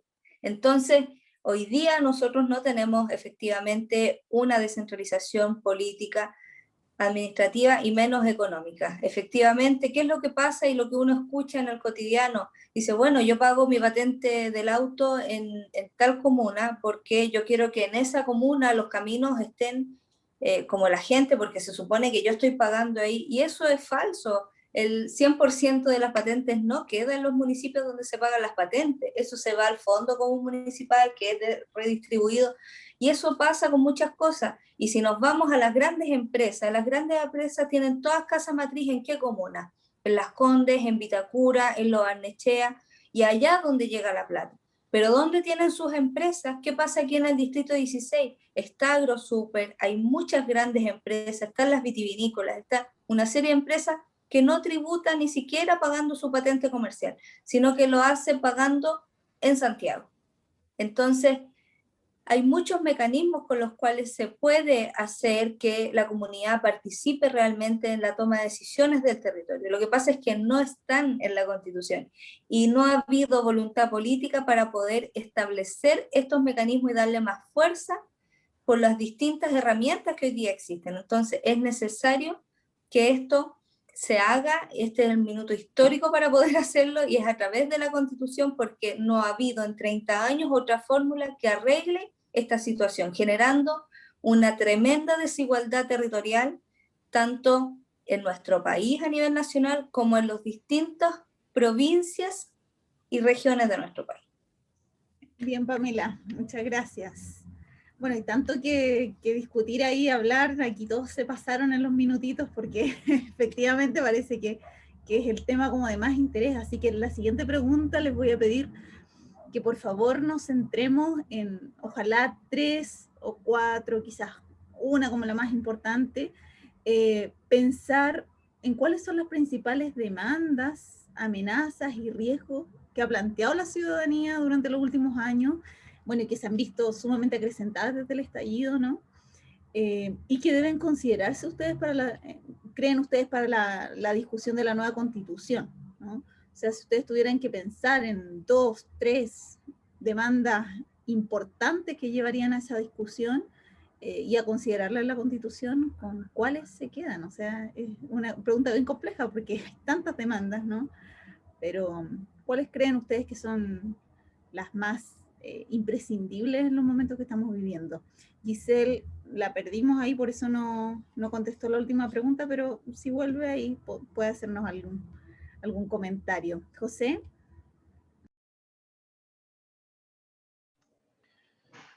A ver, bueno, hemos visto algunas cosas que están dentro de las también demandas que la gente está pidiendo, pero yo creo que quizás el reflejo más importante de la necesidad del cambio que la gente percibe está dado por los derechos económicos y sociales y culturales de las personas que están garantizados en la Constitución. O sea, deberían estar garantizados en la Constitución. Entonces, ahí la gente percibe el cambio. Ahí está la salud, la educación, la jubilación, la vivienda digna, el acceso a las comunicaciones como Internet. Yo creo que ahí hay todo un trabajo que hacer en la Constitución en que requiere mucho detenimiento porque una cosa es lo que se plantea, porque todos queremos lo mejor para todas las personas. ¿Eh? Yo no creo que haya ningún padre o madre que le quiera hacer el mal a su hijo, ¿no? o una pareja a la otra, o en general todos creemos que somos relativamente buenos. ¿Eh? Pero otra cosa es cómo se escribe eso. Y después, además nosotros sabemos que después hay que interpretarlo. Entonces, es muy relevante cómo se redacta. Algo se hablaba, creo que alguien hablaba del preámbulo. Incluso el preámbulo tiene la dificultad de la vinculatoriedad del preámbulo. Si es vinculante o no es vinculante. No es fácil. Ninguna norma jurídica es fácil. Pero como estamos en el 2021, tenemos la ventaja de poder ver el derecho comparado a otras constituciones, a cosas que han funcionado bien, otras cosas que han funcionado mal, y dentro de nuestra cultura. Entonces, bueno, los derechos de las personas, los derechos económicos, sociales, una mayor forma de fiscalización y control de los abusos. Chile sigue creciendo en tasas muy importantes, somos el país que más crece en América Latina, dentro de la Organización Mundial del Comercio estamos liderando el Producto Interno Bruto, pero es una desigualdad que yo creo que vamos más allá del 1 al 10, yo creo que estamos del 1 al 20, yo estaba hablando del 1 al 40, o sea, el 10% de la población gana menos de 700, 800 mil pesos, ¿eh? O sea, 1000 y tantos dólares. Estabas hablando de una situación para el Producto Interno Bruto del país absolutamente desequilibrada. Más la temporalidad, la falta de trabajo, que no hay derecho al trabajo en la Constitución, hay libertad para buscar y de escoger el empleador. Entonces, todo el derecho de los económicos sociales, esa es la gran transformación. Y luego hay otros temas que son complejos y que tenemos que resolverlo, porque si no el país va a estallar también. Quizás la región de O'Higgins es distinto porque no tenemos tanta presencia de este tema, que es los pueblos originarios, o sea, en la región de la Araucanía, pero también en el norte de Chile. Hay que establecer un Estado plurinacional, pluricultural, reconocer a los pueblos originarios, sus derechos, y eso hay que avanzar fuertemente en eso. Y el otro tema en nuestra querida región de O'Higgins, el tema del agua, es, si no hubiera estallido social y una nueva constitución, el agua sería el tema fundamental, no solamente de la región, sino de Chile. La región de O'Higgins es la segunda con déficit hídrico, y todo el potencial que tenemos en vitivinícola o agricultura, agroindustria, al margen del cobre, está paralizado si no logramos garantizar el agua como derecho humano para también la agricultura y también para las actividades productivas. Y para eso hay que hacer una regulación. Hoy día sabemos que hay derecho de propiedad sobre el agua que se desliga de la tierra. Yo creo que eso hay que volver a colocar el derecho humano de todas las personas al agua, el derecho de los agricultores, todos los agricultores a tener agua, y las actividades productivas también, pero ahí con fuerte fiscalización, control, porque son grandes consumidores de agua, tienen que tener el agua, pero con un rol del Estado mucho más activo. Y lo otro también fundamental, algo se ha dicho acá, tenemos que, la gran demanda de la ciudadanía es acercar las decisiones a las personas, que las personas se sientan escuchadas. Y por eso tenemos que establecer toda una forma de participación ciudadana a nivel de los municipios en la toma de decisiones, a nivel del gobierno regional y a nivel de la toma de decisiones de los grandes temas del país. Por ejemplo, a nivel del tema de inclusión, matrimonio hombre-mujer, el tema de matrimonio de personas del mismo sexo, el tema del aborto ya fue resuelto, pero también a lo mejor se hace un avance más allá o no. En fin, que los grandes temas del país sean resueltos también por la votación ciudadana, de manera que la gente, como decía mi maestro Pablo Lucas Verdú, quiera la Constitución, la sienta suya. Es lo que se llama el sentimiento constitucional. Es muy importante que, igual que cuando vamos al deporte y vemos a nuestras jugadoras chilenas haciendo un deporte, ¿no? Y se abrazan y uno se siente motivado por la bandera nacional, la Constitución tiene que ser eso también. Es como el refugio en que todas las personas se sienten cercanos. Y eso lo tenemos que lograr permitiendo que la gente participe en el debate constitucional que vamos a tener ahora en unas 4 semanas más después de elegir la Convención Constitucional, que por cierto espero estar. No creo que no hay ningún candidato que no quiera estar. Así que, pero bueno, uno trata de estar y ahí eso tiene que ser un debate de cara a la ciudadanía. Eso tenemos que hacerlo en el reglamento. El reglamento tiene que ser de cara a la ciudadanía para que ahí se produzca un fuerte debate y colocar los procesos de participación ciudadana en la toma de decisiones en los distintos estamentos, municipios, gobierno regional, incluso a nivel parlamentario y a nivel de toma de decisiones del gobierno. Bien, José, voy a retomar ahí algunas cosas que mencionaste al final. Vamos a profundizar a ver en eso. Alvin, ¿puedes continuar mientras tanto? Sí, bueno, voy a también partir al tiro profundizando sobre lo que decía José Antonio. Yo también siento que llegó la hora, ¿no? Llegó la hora de participar. Entonces es como indispensable en este momento, donde la estructura como tradicional, yo lo llamo patriarcal, que es como creyendo que hay unas personas que saben mejor que otras, de que toman las decisiones, que es el momento de evolucionar de la democracia representativa a la democracia participativa. Y eso se tiene que aplicar de manera intersectorial, con la participación ciudadana vinculante para el desarrollo de políticas públicas. Está demostrado, hay un libro precioso de Manfred Magnif, que habla de desarrollo a escala humana, que cuando el desarrollo es endógeno, nace desde las bases hacia arriba, el desarrollo que prospera, el desarrollo que se asienta, las políticas programáticas que vienen desde afuera, termina el programa y ahí quedan, no se asientan en la comunidad, entonces tiene que venir de abajo hacia arriba las políticas públicas para que funcionen, no solamente porque es bueno participar, sino porque así funcionan también. Las personas las pueden hacer suyas. Entonces, para mí el derecho a la participación tiene que ver con la pertenencia, tiene que ver con no estar alineado con un sistema social que siento que me perjudica y que a la vez siento una impotencia de no poder participar. La violencia tiene mucho que ver con eso, con esa impotencia.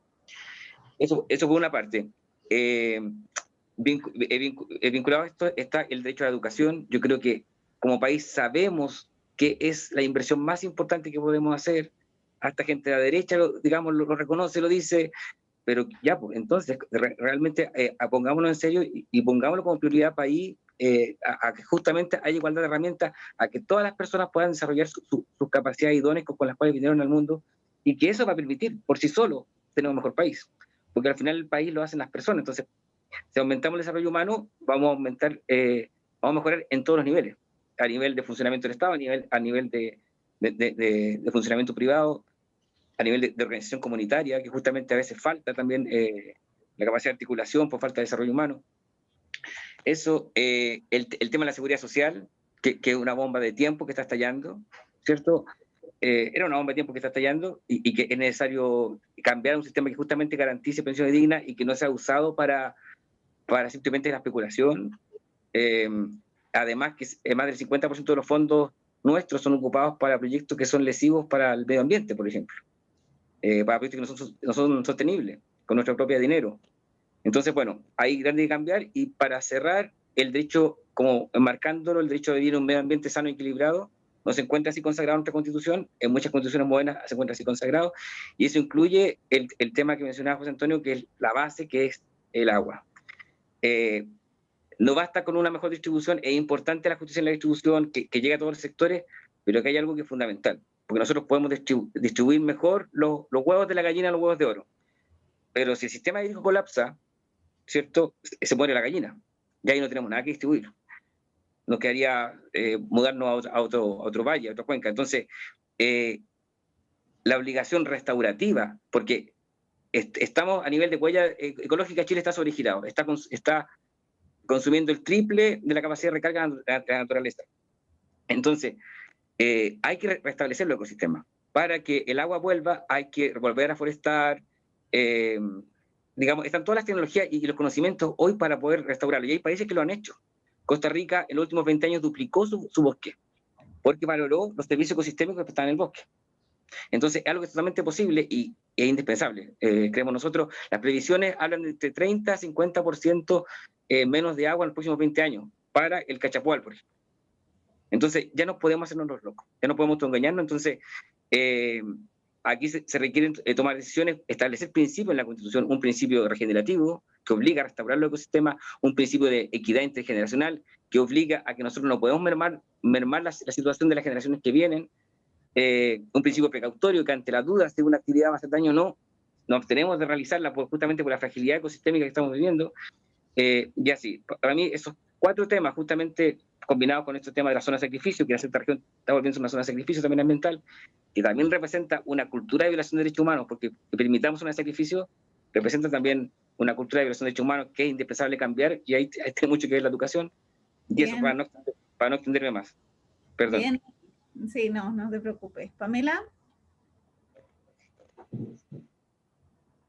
Bueno, por supuesto que es difícil cuando uno quisiera plantear qué es lo más importante, porque todo pareciera hacerlo. Todo tiene alguna consecuencia y la verdad es que esto tiene que ver con una cadena de artículos que de alguna forma componen este engranaje que nos va a llevar a ser un país más sostenible, más equitativo, más participativo y por supuesto plurinacional o multicultural, que si bien nosotros en nuestros distritos no tenemos estos cupos que privilegia a los pueblos originarios, la verdad es que es una realidad nacional y que debe quedar sí o sí consagrada en esta nueva constitución. Es la deuda histórica que tenemos como país hacia nuestros pueblos originarios y debemos hacerlo. Y esa deuda, como muchas otras deudas que también tenemos en cuanto a derechos sociales, que debe ser ahora el minuto para poder regularlo. Y como mujer no puedo dejar de mencionar la deuda que hay hacia la equidad de género. Creo que esta es la oportunidad también.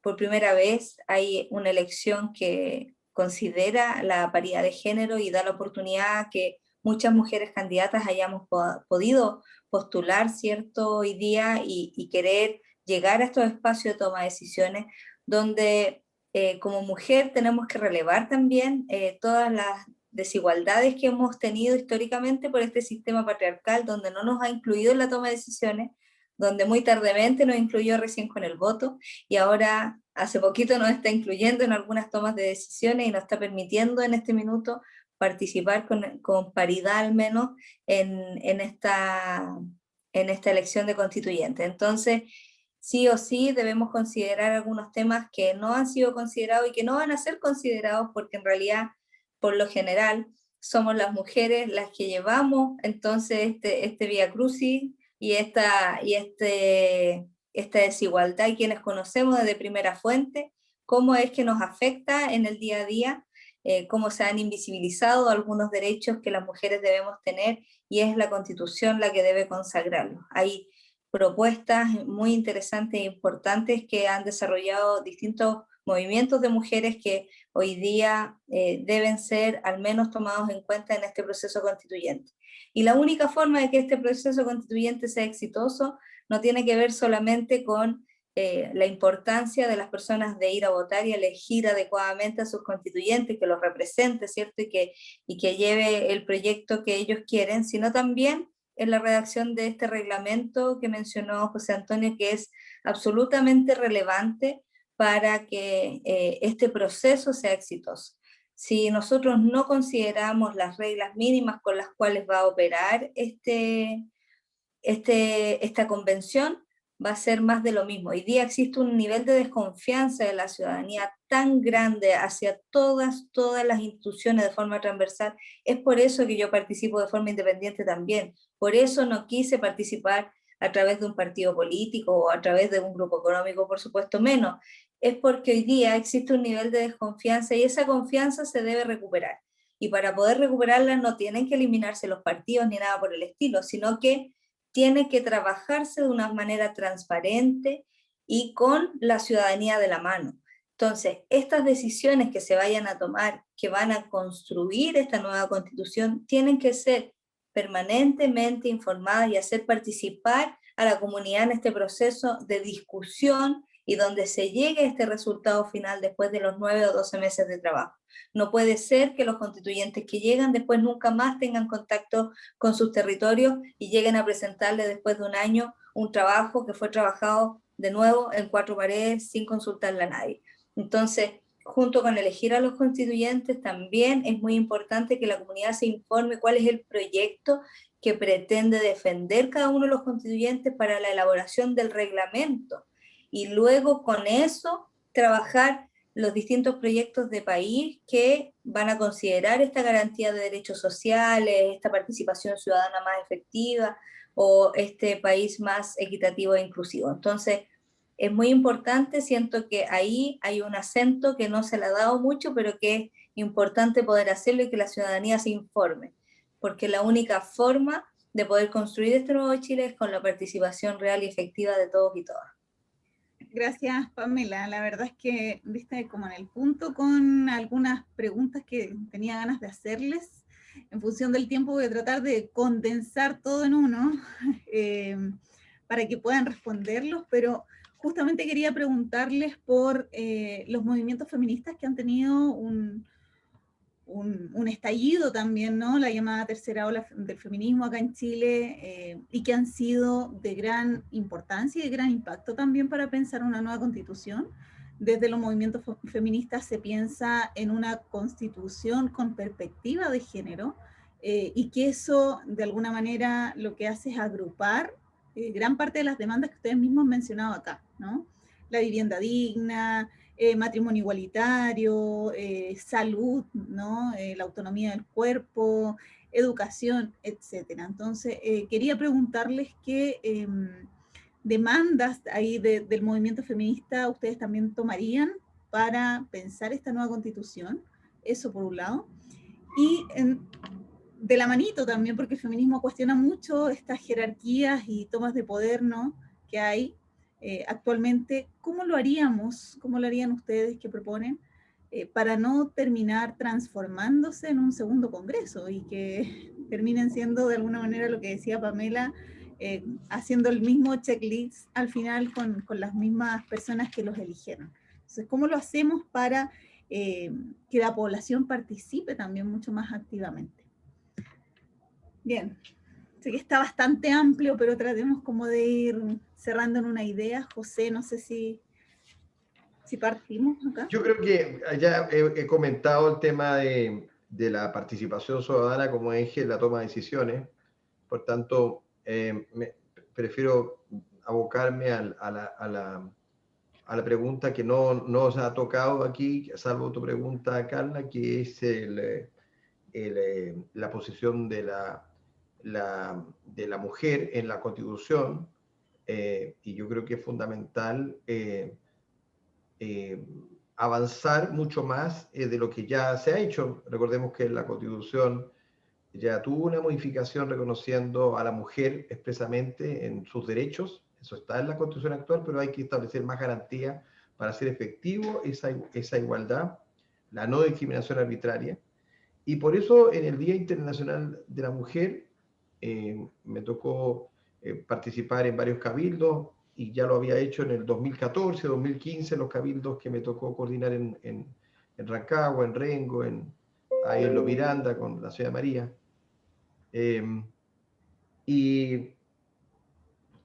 Cuando uno escucha a la gente y hay antecedentes de qué es lo que se entiende o cuáles son las prioridades del mundo de la mujer, está uno, que la actividad productiva de la mujer y del hombre, el que esté a cargo del hogar, de la familia, que normalmente la mujer, por los porcentajes que se da hoy día culturalmente, pero pueden ser los hombres también, y también las personas que cuidan a adultos mayores, sea una actividad productiva.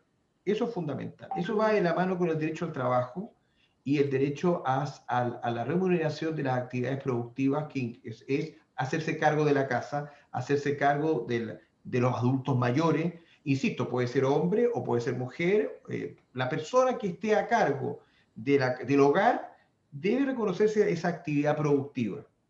Me tocó en este trabajo territorial que yo haciendo hace muchos años, una persona que estaba muy congojada porque tenía 2 adultos mayores. Era una persona que podía trabajar, pero no tenía cómo trabajar si estaba a cargo de los adultos mayores, tampoco podía tener ni siquiera para los pañales, los fármacos. Entonces era una situación muy complicada, porque ¿cuál es la salida? Entonces necesitamos establecer esa garantía constitucional. Y eso aparecía en todos estos cabildos que se hicieron fuertemente. Y eso es parte de la Constitución. Lo otro es la libertad de la mujer y del hombre, por supuesto, pero la mujer al cuerpo propio. Yo creo que la mujer tiene el derecho a tomar las decisiones relativas a su cuerpo, a su libertad sexual, y eso tiene que ver obviamente con las decisiones que la mujer quiere tomar, por ejemplo, relativa al aborto. Y yo creo que ese también es una garantía constitucional. Y eso está vinculado al derecho a la identidad, a la imagen propia, que son garantías constitucionales, insisto, puede ser tanto para la mujer como el hombre, pero pongo el foco en la mujer porque es la mujer en la que ha sido discriminada por muchos años, y necesitamos hacer ese vuelco pensando fundamentalmente en ella. Y por último, el Estado debe generar alguna institucionalidad mayor, porque no bastan los planes que hoy día tienen los ministerios, quienes sabemos que hemos colaborado con el gobierno hasta ahora, desde la década del 50, que se empieza a hablar de los derechos de la mujer en el voto, pero necesitamos un ministerio o un órgano del Estado que ya no es el Ministerio de Desarrollo Social, que nosotros tenemos, que es muy antiguo, tiene una política de rentabilidad social de los proyectos, es decimonónico.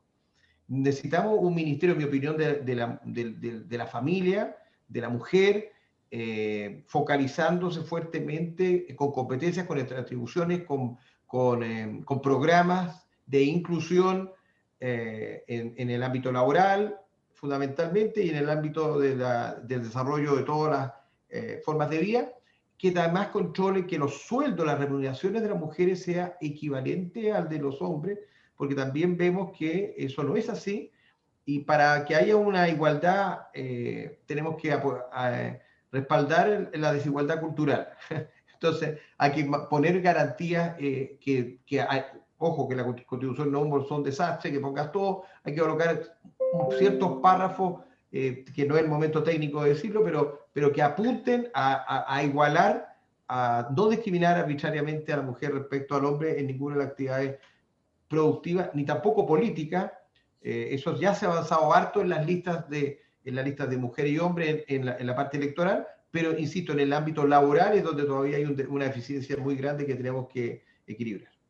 Gracias, José. Sí, la verdad es que una cosa es la paridad que mencionaba Pamela y que permite que las mujeres también puedan estar siendo parte de este proceso histórico, pero hay demandas y derechos que han sido vulnerados, pero brutalmente, ¿no? O sea, el ejemplo más claro es en la tasa horrible que tenemos de femicidios en lo que va del año, ¿no? Lo que mencionabas tú también, José, del trabajo doméstico, las labores de cuidado que están a cargo de las mujeres y que países desarrollados ya han tenido estos debates, ¿no? Y entre otros como los derechos reproductivos y sexuales. Alvin.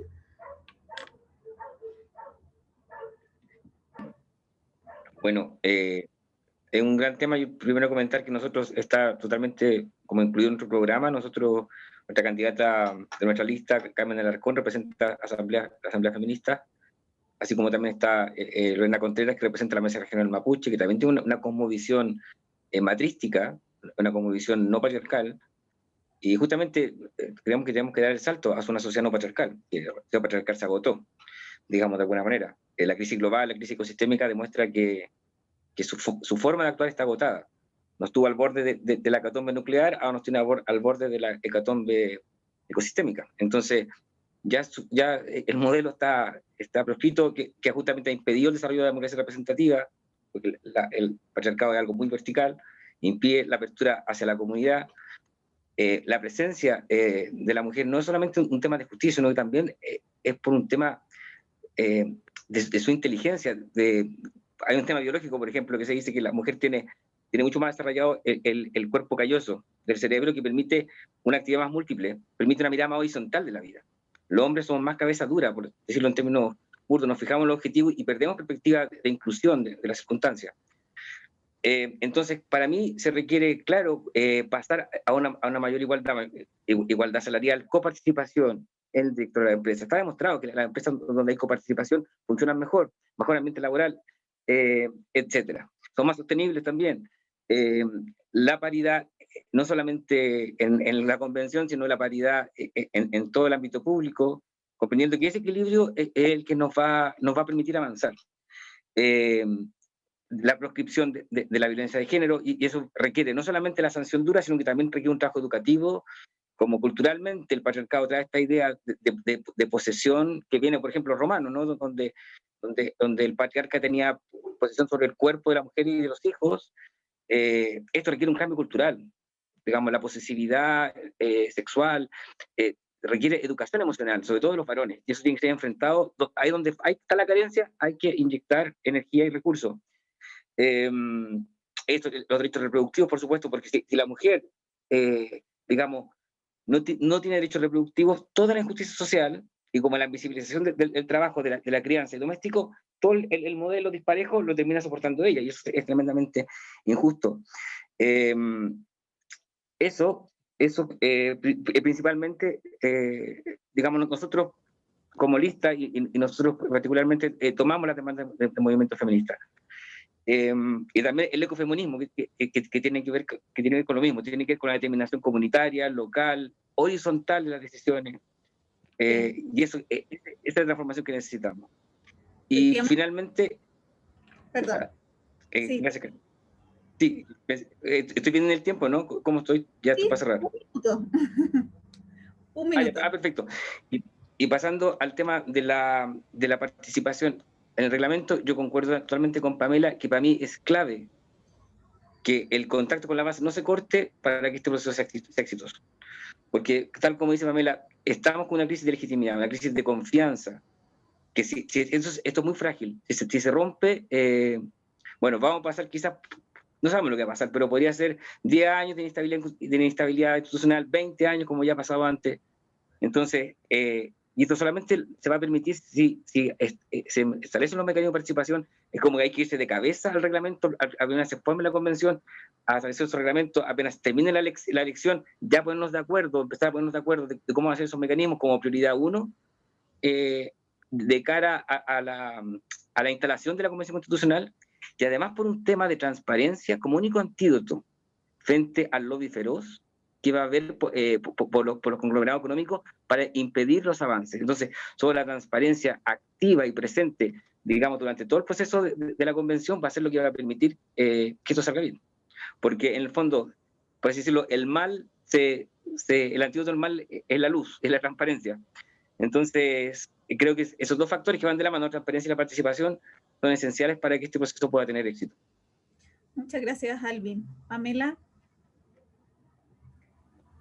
Sí, bueno, algo ya mencioné, pero la verdad es que dentro de las demandas feministas hay un libro que les invito también a ver. Es difícil aquí exponer quizás todas las cosas que uno debiese considerar, pero Constitución con Género es un documento que trabajaron 18 profesionales y que lo que buscan es generar estas herramientas para que se puedan incorporar varios derechos hacia la mujer, por supuesto, la eliminación de la violencia de todo tipo, el derecho a los derechos sexuales y reproductivos. Hoy día vemos un caso fundamental que es el típico discurso que uno escucha de la derecha del provida y que dicen no, el tema del aborto y no sé qué, que lo que buscan las mujeres es matar guagua, ¿cierto? Y finalmente, ¿qué pasa hoy día, por ejemplo, con las mujeres que recibieron estos anticonceptivos que fueron fallados, ¿cierto? Por el laboratorio, que eran entregados en un centro público y que hoy día hay más de 1000 mujeres que están con un embarazo no deseado y no deseado, no porque necesariamente no quieran ser madres o tener más hijos, sino que porque muchas veces no tienen las condiciones socioeconómicas para poder solventar otro integrante al grupo familiar. Entonces, ¿quién se hace cargo de eso? ¿Qué pasa hoy día? Si nosotros tuviéramos aborto libre, seguro y gratuito, esto no sería un problema para muchas de esas mujeres. Entonces, está bueno ya que se incorporen ciertas decisiones que las mujeres debemos considerar en este nuevo proceso de la Constitución. Y por supuesto, vuelvo a recalcar que el reglamento es fundamental en este proceso, es la única forma de nosotros recuperar la confianza. Me ha pasado en este proceso de estar conversando en la calle, informando, contándole a la gente lo que nosotros estamos haciendo y dice, ay, si ustedes son igual que todos, más de lo mismo, todos, y hay una desconfianza tremenda en la población. Entonces, nosotros dentro de nuestro programa hemos establecido algunas cosas que se deben incorporar en esta convención, que debe ser del tipo convención abierta, donde se consideren audiencias públicas, donde se consideren rendición de cuentas territoriales, donde se consideren encuentros autoconvocados, como ya fue en algún momento cuando se quiso también hacer esta propuesta de nueva constitución bajo el gobierno de Michelle Bachelet, un comité de sistematización para que pueda entonces incorporar todo esto a la discusión y al proceso constitutivo. Iniciativas ciudadanas de norma constitucional también son parte de las cosas que se debiesen incorporar en este reglamento. La descentralización en las sedes de la convención, y lo hablo desde acá de la comuna de Navidad, que me demoro más de llegar a Rancagua que lo que me cuesta llegar a Santiago, ¿cierto? Pero siguen siendo más de 2 horas de camino, y eso, imagínate, para las personas que viven en Magallanes u otras regiones. Medidas de transparencia y publicidad, por supuesto, participación ciudadana virtual, mecanismos de participación, y además establecer ciertas alianzas con los medios de comunicación, con el sistema educativo también, con los gobiernos locales para que puedan facilitar el proceso de difusión y trabajo con la comunidad de los distintos territorios, y por supuesto también incorporar formas de transmisión de todo el debate del proceso constitucional que permita entonces que la ciudadanía acompañe este proceso y participe en cada una de las discusiones que se van a llevar adelante, sobre todo porque hoy día el papel resiste mucho, las redes sociales resisten mucho y hay muchos candidatos constituyentes que uno los escucha y pareciera que son, no sé, de Frente Amplio por decir algo, pero después cuando uno los ve resulta que están apoyados por Evópoli, por Renovación Nacional, por distintos partidos que uno dice, ¿cómo es posible que estén con ese discurso si nunca han querido apoyar? Incluso apoyaron el rechazo y ahora ¿cierto? Como cual lobo vestido de oveja, están ofreciendo una cantidad de artículos que van a considerar porque saben que la política se ha desarrollado de esa forma. La gente participa hasta las elecciones y después no participa más. Ahora hay que hacer un cambio, la ciudadanía tiene el poder de elegir a esos constituyentes, pero además tiene el poder de que esos constituyentes establezcan un reglamento que les permita participar en todo el proceso, lo que no ha ocurrido nunca en ningún otro proceso. Por lo tanto, es el momento histórico de generar instancias que permitan hacer una participación real y efectiva. Bien, Pamela. Y además están las ganas de participar de la gente, ¿no? Que eso también pareciera que es algo histórico. Para terminar, los invito entonces a que en un minuto logremos condensar cuáles serían sus principales propuestas de ser electos como convencionales por el distrito 15 y 16. Un cierre de un minuto y medio cada uno. José.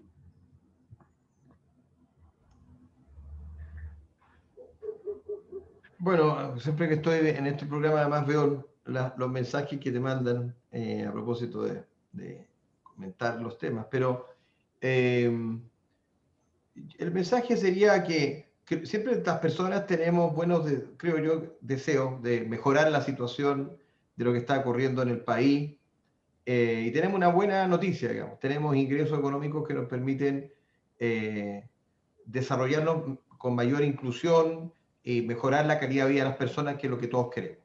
Tener un mejor Chile es posible, solo depende de nosotros porque tenemos uno de los temas más complicados, que tenemos los recursos económicos para hacerlo, tenemos las personas para hacerlo, tenemos el territorio, y por tanto depende solo de nosotros que nos pongamos de acuerdo. Esa es la casa común, esa es la Constitución.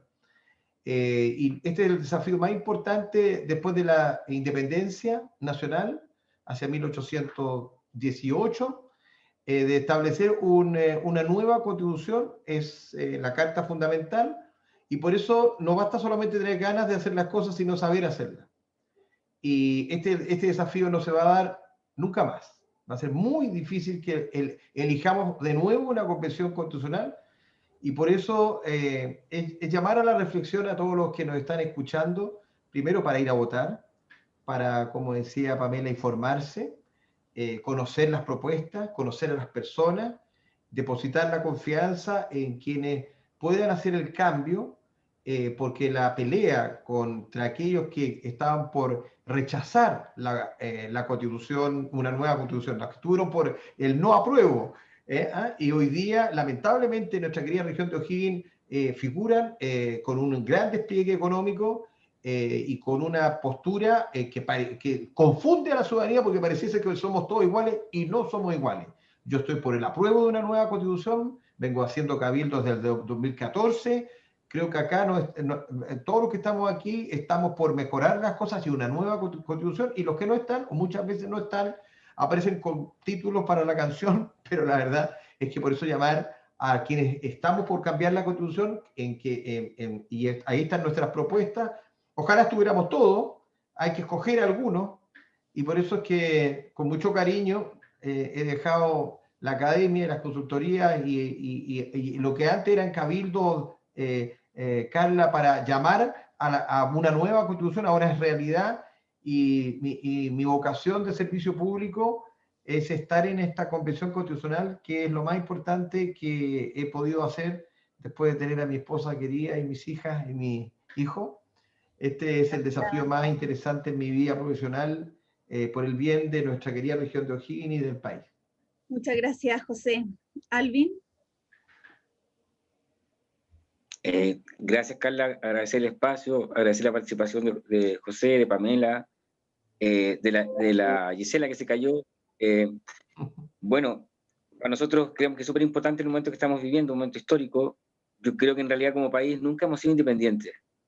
De alguna manera siempre, digamos, ciertos grupos de poder han manejado el país. De hecho, nunca hemos tenido una participación directa en la redacción de una constitución.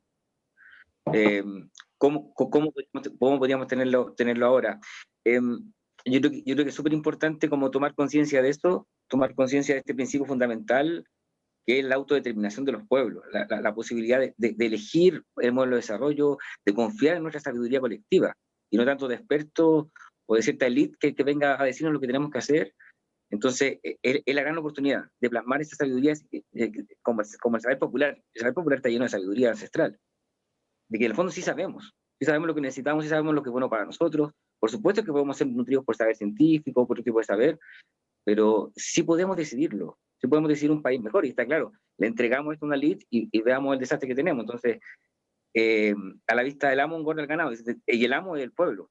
En consecuencia, para que esto salga bien, es súper importante que participamos, que elijamos bien, que elijamos personas representativas. Yo defiendo mucho los movimientos sociales, en particular el mío, el movimiento socioambiental, que venimos sosteniendo demandas históricas, diciendo que lo que iba a pasar, lo que ha pasado, que iba a pasar hace décadas. Entonces, es el momento de ser escuchados, no mediatizados, sino que directamente los partidos políticos han cumplido su rol. Creo que en este momento no son tan importantes. Creo que en este momento, para fijar los límites al poder político económico, el rayado de cancha es más importante la participación directa de la ciudadanía en este momento, y eso principalmente. Así que súper disponible. Para mí también ha sido un salto de vida grande de compromiso.